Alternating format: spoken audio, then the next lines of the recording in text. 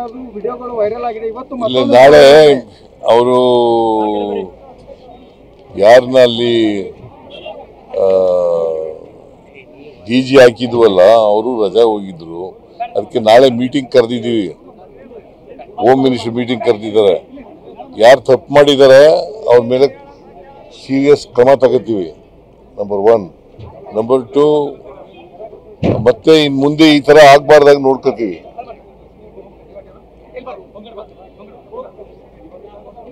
Sir, RSS ಬಗ್ಗೆ ನೋಂದಣಿ ವಿಚಾರವಾಗಿ ಮಾತಾಡ್ತಿದ್ರು. ಬ್ರಿಟಿಷರ ಕಾಲದಲ್ಲೇ ಆರ್ಎಸ್ಎಸ್ ಇತ್ತು, ಅವಾಗ ನೋಂದಣಿ ಮಾಡ್ಕೊಬೇಕಾಯ್ತು ಅಂತಂದ್ರೆ ಮೋಹನ್ ಭಾಗವತ್ ಹೇಳ್ತಾರೆ.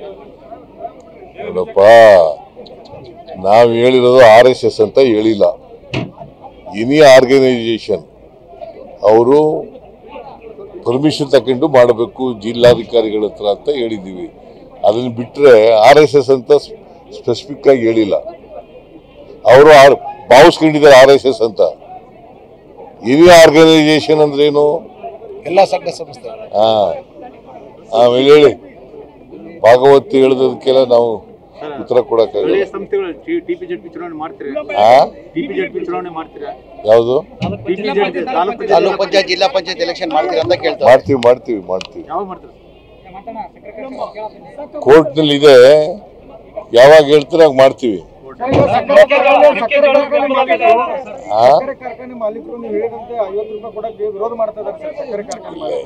ಅವ್ರ ಎದುರುಗಡೆನೆ ತೀರ್ಮಾನ ಮಾಡಿರೋದು.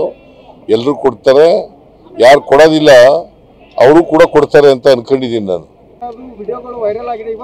ನಾಳೆ ಅವರು ಯಾರನ್ನ ಅಲ್ಲಿ ಡಿಜಿ ಹಾಕಿದ್ವಲ್ಲ ಅವರು ರಜಾ ಹೋಗಿದ್ರು.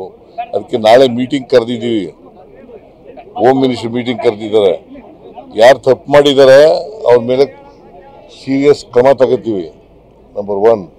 ನಂಬರ್ 2, ಮತ್ತೆ ಇನ್ ಮುಂದೆ ಈ ತರ ಆಗ್ಬಾರ್ದಾಗ ನೋಡ್ಕೋತೀವಿ.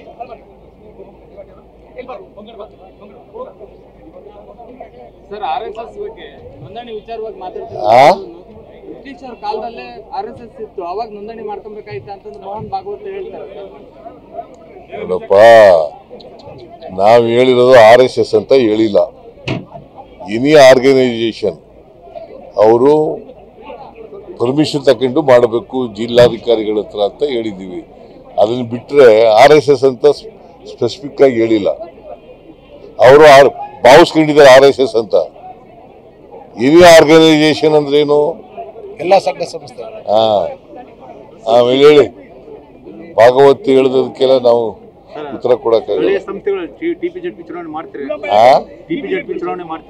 ಯಾವುದು ತಾಲೂಕು ಪಂಚಾಯತ್ ಜಿಲ್ಲಾ ಪಂಚಾಯತ್ ಎಲೆಕ್ಷನ್ ಮಾಡ್ತೀರಾ ಅಂತ ಕೇಳ್ತಾರೆ. ಮಾಡ್ತೀವಿ.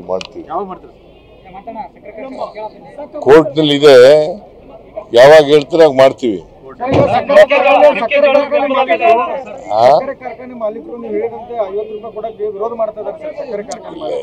ಅವ್ರ ಎದುರುಗಡೆನೆ ತೀರ್ಮಾನ ಮಾಡಿರೋದು. ಎಲ್ರು ಕೊಡ್ತಾರೆ, ಯಾರು ಕೊಡೋದಿಲ್ಲ ಅವರು ಕೂಡ ಕೊಡ್ತಾರೆ ಅಂತ ಅನ್ಕೊಂಡಿದ್ದೀನಿ ನಾನು.